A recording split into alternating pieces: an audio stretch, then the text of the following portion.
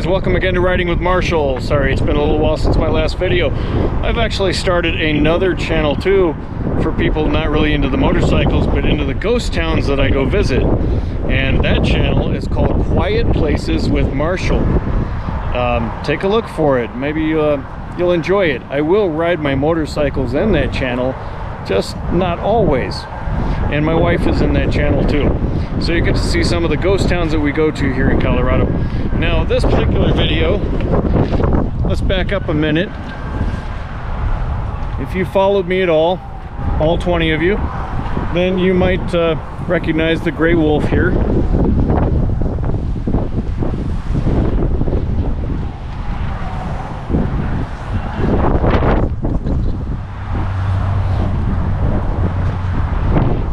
Gray Wolf is a 2016 Honda NC750X, X for adventure, and it's a DCT because I love having a DCT.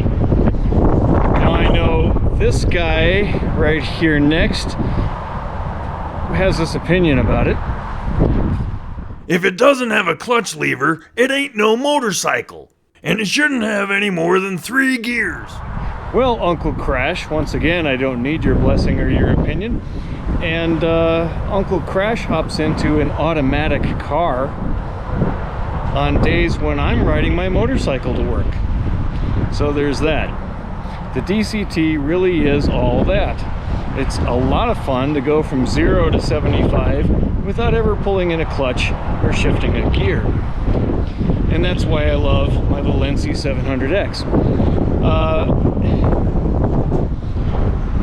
But today I'm here to ride something a little different, not too much different. I've been waiting to get my hands on this one, and I love the new color. What do you think?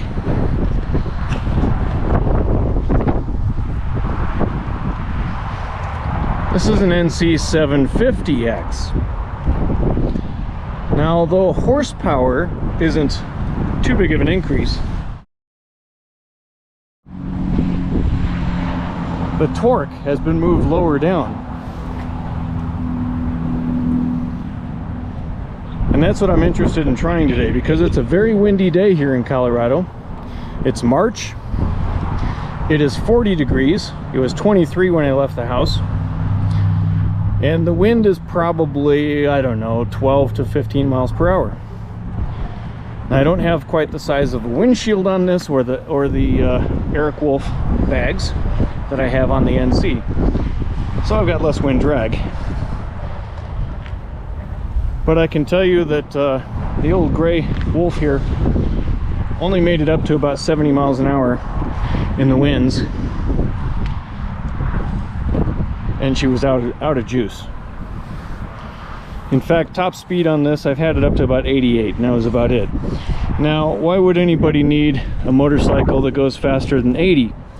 I live in the wild, wild west, and that I-25 over there, once you leave this very spot, tends to roll at 85 miles an hour. Now, if you got a truck that's throwing rocks at you, you want to get around that, which means you need to be going a lot faster than 80 miles an hour. This bike should be capable. So what does this bike have? Well, currently it has road tires.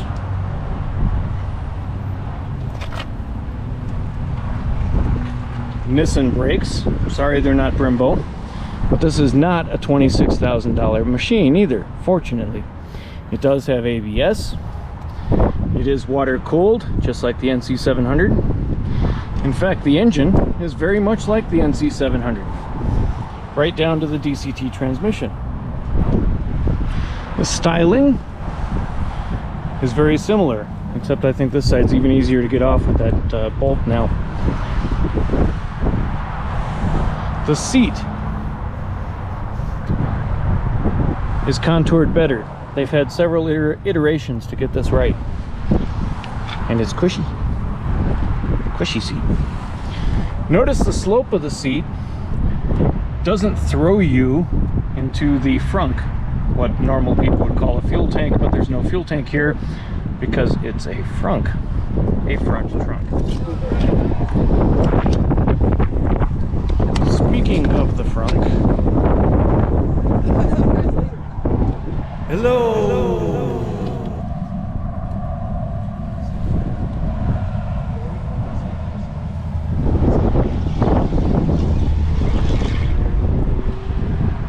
That is the frunk, even bigger than my frunk.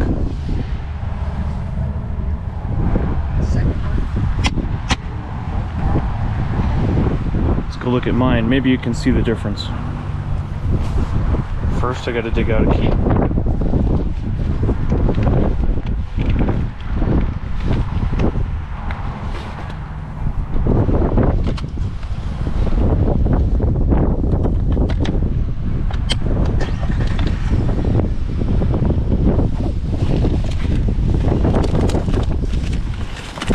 I've got some stuff in mind, but you can tell that it's not nearly as roomy as the NC750.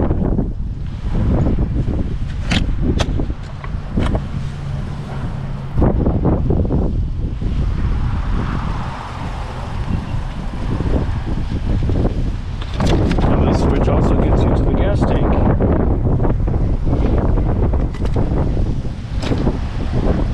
Which takes two hands sometimes. Hold the key here. And then the back of the seat lifts up to show you the gas tank.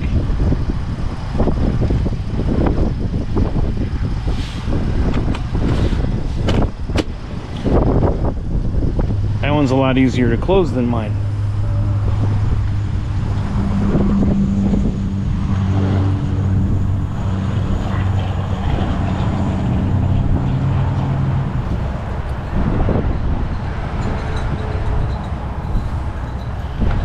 Still a chain drive, as much as we all would like shaft drives. Maybe not everybody likes a shaft drive, but it's easy to adjust. Probably can't even hear me for all the wind, so let's just take it for a ride. One thing of interest here is the lack of any kind of way to attach a tank bag, even though they give you the ribs for it.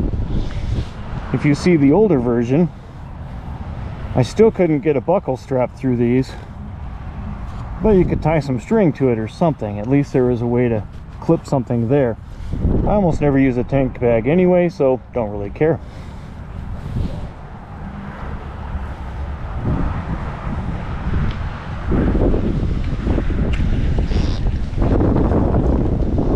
So here on the bars, you can see we've got a select and a mode. And mine doesn't have that because mine doesn't have ride modes. It has just a normal and a sport mode for the transmission. And by the way, this is a parking brake. Very clean bars here, so I can hang all kinds of stuff. And on this side we have drive, normal, automatic, or manual. Interesting that it doesn't say sport. We'll find that out together. Next thing I notice, I am 5'10", and I'm flat footing this. See? Flat foot. Flat foot. It is shorter than mine. By maybe less than an inch, but just enough to where I can flat foot it. My bike is not tippy toes, but usually on my bike I'm on the balls of my feet like this, if you can see that.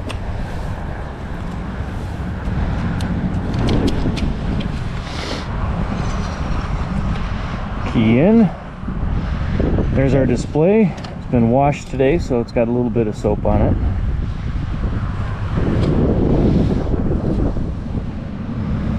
And it's different than mine. Mine has buttons right here. These are blinkers right here, which means everything has to be done over here. So first, we're in neutral. Let's start it.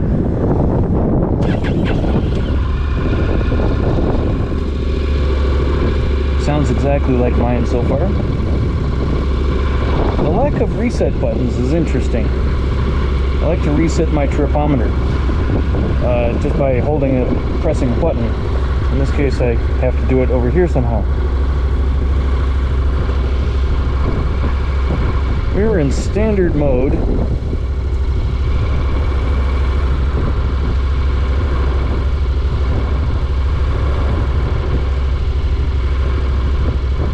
Total miles is 0. I'm breaking this bike in. That's kind of scary. Less than a mile, yes, on all trips. I think it's supposed to be the date. I'm not even sure. It says today. So, mode.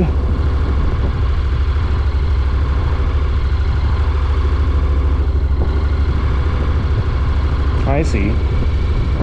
So by pressing the mode button, I'm switching it around. Now I'm in sport mode.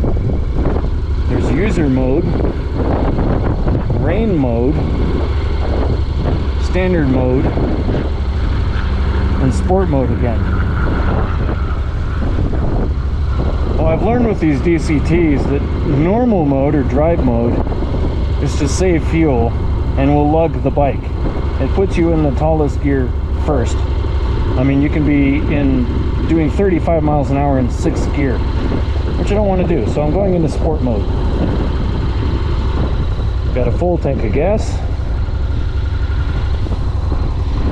And now we're going to test some things. When I test ride a bike, I test the front brake. How much does it dive? There's a fair bit of dive here, which means I have to be used to that. If I'm going to make a sudden stop, I can expect it to dive. The rear brake. The rear brake is solid. Also causes the front to dive a little bit. A little bit of dive is a good thing, especially on dirt roads. But you don't want too much dive when you brake, or it can disconcert you, make you make mistakes.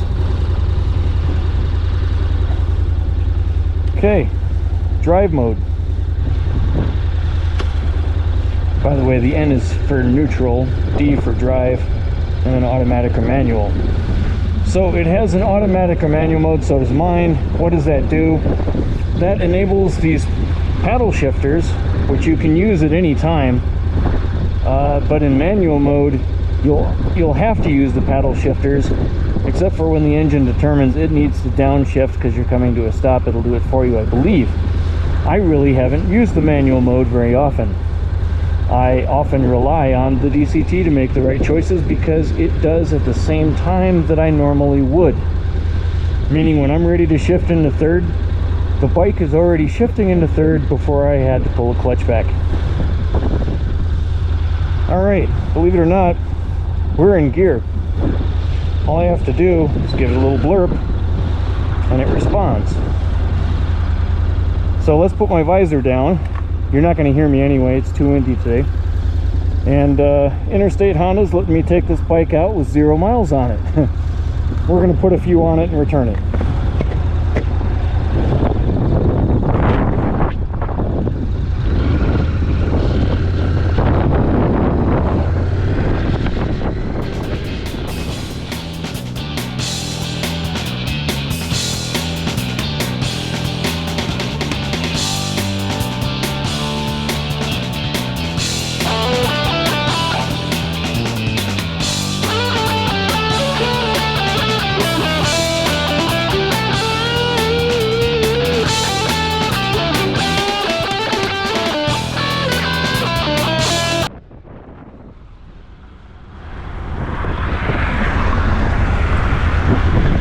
So far, the torque is somewhat noticeable. And we stare at each other.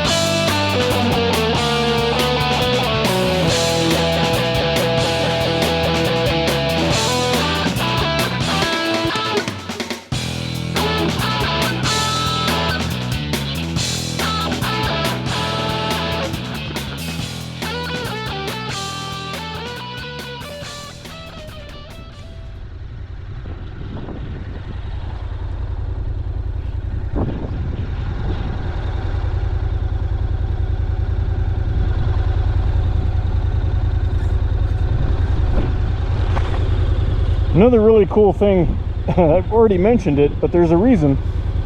The ability to flat foot the bike gives me an ability that's somewhat lacking on my current bike, being that it's taller, and that is pedaling it backwards is so easy. Now, once again, I'm still in gear. See that? The glory of a DCT. As soon as you stop moving, you can roll the bike any way you want to without pulling in a clutch to make sure it's in neutral. I'm still in first gear and pedaling it backwards.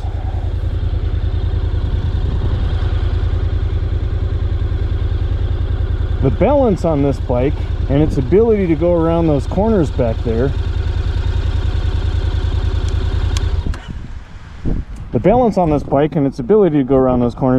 is actually quite superb. And it's because it's lower. My bike is actually not so great in the corners. I mean, I can lean it, but it doesn't want to turn in by itself. The lower stance of this bike very much enjoys the corners more than my 700 does. Now keep in mind, if you're using it as an adventure bike, as I do mine, and probably shouldn't be, being closer to the ground isn't doing you a whole lot of favors for an adventure bike. But any bike can be an adventure bike if you try hard enough. And the point here is, this is not the CB500X. This is not made specifically to go off-road, as that bike is, especially in rally trim.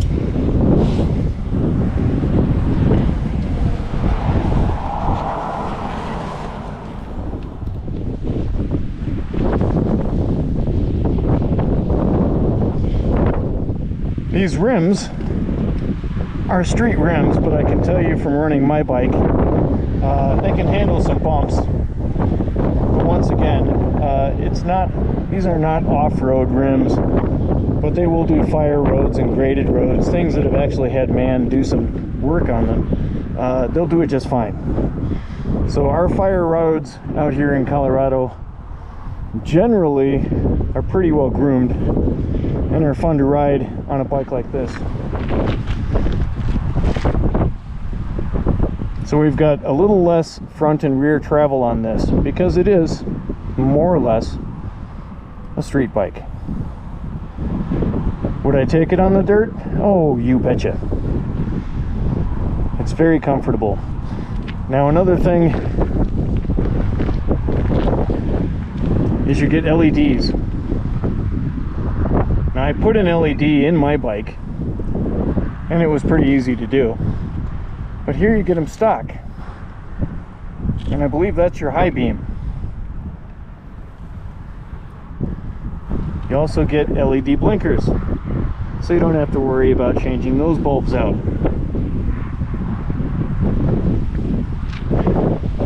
The brake lever, often an oversight, on this bike has adjustability, which I didn't really need to adjust it. Brakes are fine for me. The seat so far is comfortable. We'll ride it a little longer and find out. Unlike my experience with Yamaha seats, Honda often dials them in pretty close, especially when it's the third or fourth generation of the same bike. I love the pale blue and the silver. I mean, I love the silver of my bike too, but the pale blue really just kind of grows on you.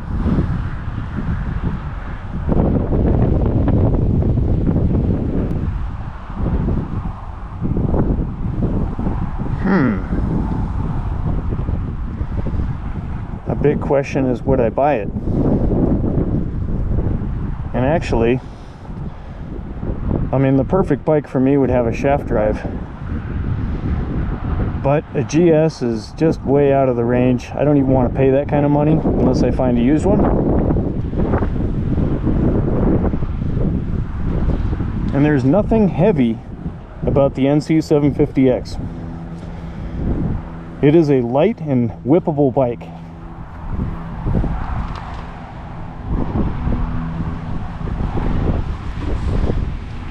You do have a parallel twin, and it is slung really low in the cradle.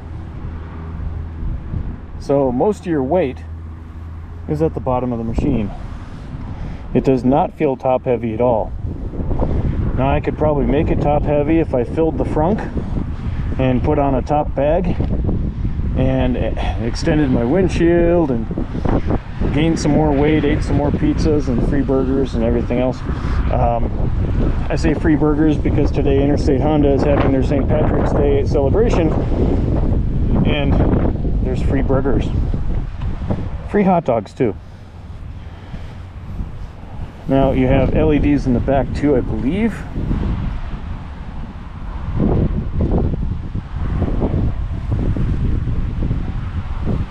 It's not a bad looking rear, I must say.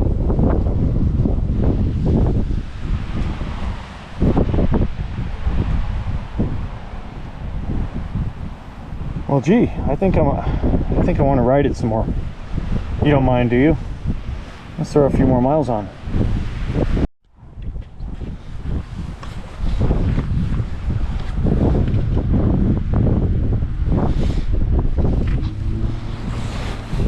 I want you to see how I mount this bike, because unlike adventure bikes that you have to throw a leg over like it's a tall steed, I can just walk up to it and throw a leg over it. And I'm 5'10", as I stated before. It is wonderful to be able to have both feet on the ground.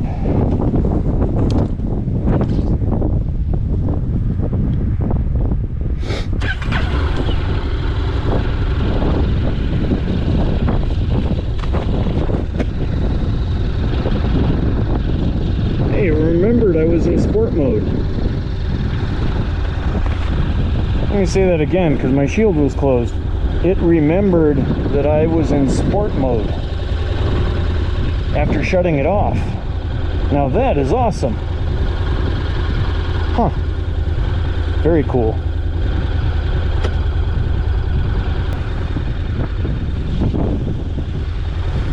Had to make sure I'm recording.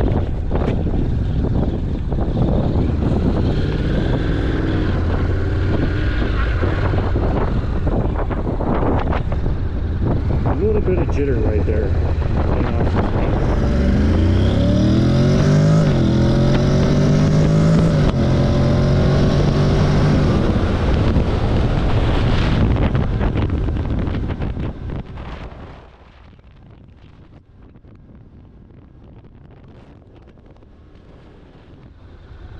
So still in sport mode. I'm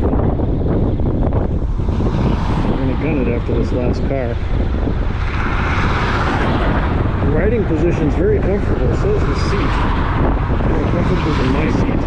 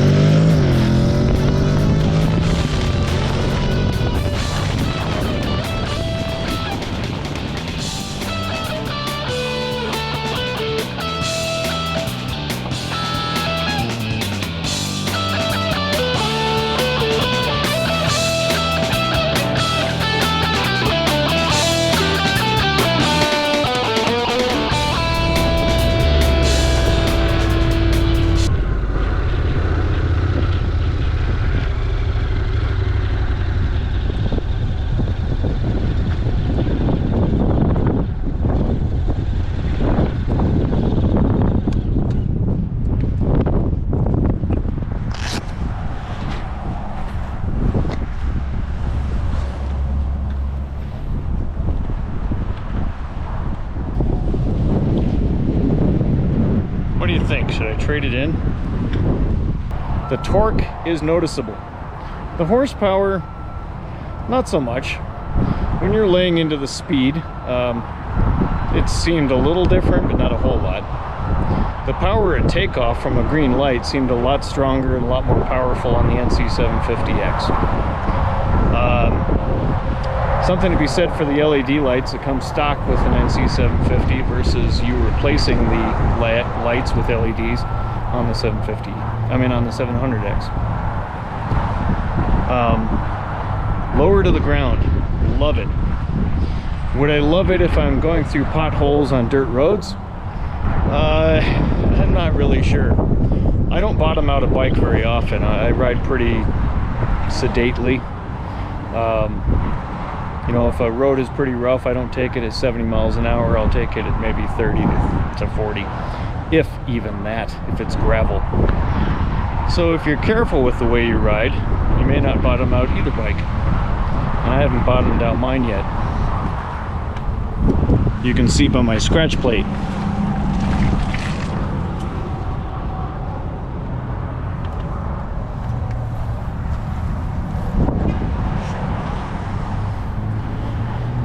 Two very beautiful bikes.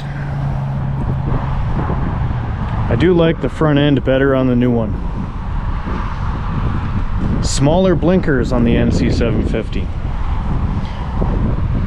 Now the windshield on both of them does very little but drops some pressure on your chest. They don't do anything really to stop the wind in your helmet. They leave your helmet in the wind. Except mine has been changed. So mine's got a Puig tall with an extension on it. And it does a great job at blocking the wind for me.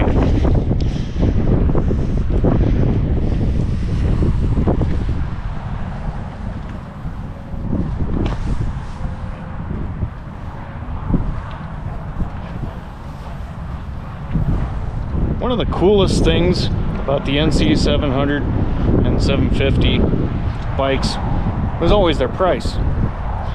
If you look up the NC750X MSRP, I think you'll find it's under 11,000. Depends on what time you're watching this video. Inflation is what it is, folks, and it's real everywhere. But you're talking about bikes here that get close to 60 miles to the gallon. They don't cost that much out of pocket to buy. And they're Honda. So they're likely to run for longer than you'll care to keep the bike, probably. If you're like me and trade out bikes all the time. Anyway, you've been riding with Marshall. Thanks for riding along.